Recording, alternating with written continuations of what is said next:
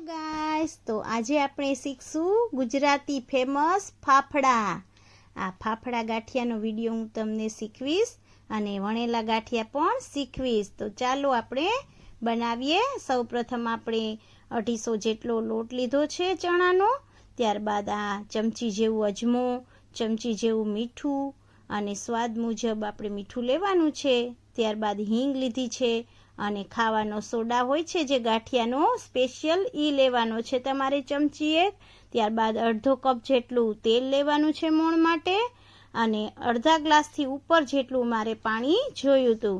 તો બધું આપણે નાખી અને આપણે મિક્સ કરી લેશું. ત્યારબાદ આપણે લોટને સ્મૂથ એવો બાંધી લેવાનો છે. આ રીતે બધું ભેળવતું જવાનું છે અને મોણ સરખું દેતું જવાનું છે. સરસ આ રીતે બધું ગાંઠા ન પડે એ રીતે સરસનું કસણતું જવાનું છે તમારે લોટને અને બાંધતું જવાનું છે. આ રીતનો મુજબનો લોટ થાય છે આપણો. તમે જોઈ શકો છો લોટ કઈ રીતનું બન્યો છે આપણો. આ રીતના આપણે લોટને ટૂંપતું જવાનું છે. જેમ આપણે ટૂંપીને સ્મૂથ કરશું તેમ તમારો ગાંઠિયો બહુ સરસ બનશે. આ રીતનો લોટ જો તમે જોઈ શકો છો બન્યો છે આપણે.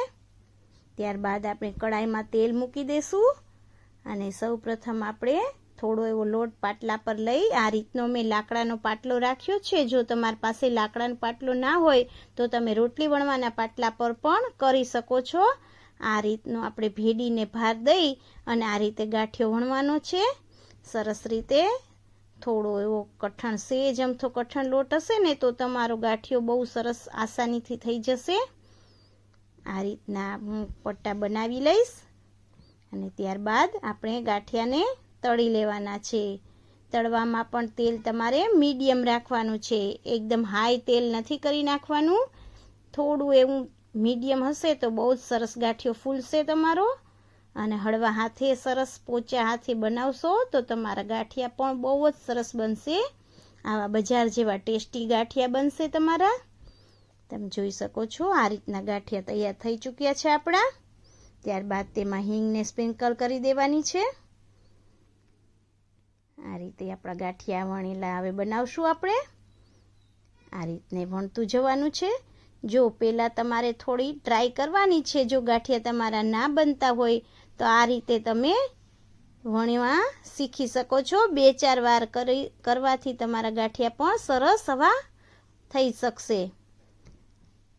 ત્યારબાદ આપણે કડાઈમાં એને પણ નાખી દેશું અને ધીમે ધીમે તાપે આપણે એને ઉપર આવવા દેશું. ત્યારબાદ તમારા ગાંઠિયા તૈયાર થઈ ચૂક્યા છે. તમે જોઈ શકો છો બહુ જ સરસ ફૂલી અને ફાટી ગયા છે ગાંઠિયા. ત્યારબાદ એને પણ હિંગ નાખી દેવાની છે અને આપણે આ કાચું રેડી કરી લેશું. ગાજરનું છીણ કર્યું છે મેં, ટમેટા નાખ્યા છે, ખાંડ અને મીઠું અને ચટણી નાખી અને તમે સરસ રીતે મસાલો કરી અને એની સાથે સર્વ કરી શકો. મરચાં પણ તળાઈ ગયા છે આપણા. તેના પર પણ આપણે ધાણા જીરું અને મીઠું છાંટી દેશું. તમે જોઈ શકો છો મરચાં વગર તો ગાંઠિયા ચાલે જ નહીં આપણા. તો મરચાં તો આપણે તળવા જ પડે. આ બધું તૈયાર છે. તો મેં આ સંભારો પણ રેડી કર્યો તો સાથે. અને જો તમારે રવિવાર સ્પેશિયલ આ ગાંઠિયા ખાવા હોય અને ન બનાવતા આવડતા હોય તો તમારે પણ આ જરૂરથી ગાંઠિયા શીખવા જોઈએ. કારણ કે આ ગાંઠિયા તો આપણા ગુજરાતીઓની શાન છે, ફાફડા. આ તમે જોઈ શકો છો. તો મિત્રોમાં શેર કરી દેજો. વિડીયો ગમે તો લાઈક કરજો અને સબસ્ક્રાઈબ કરવાનું ભૂલવાનું નથી.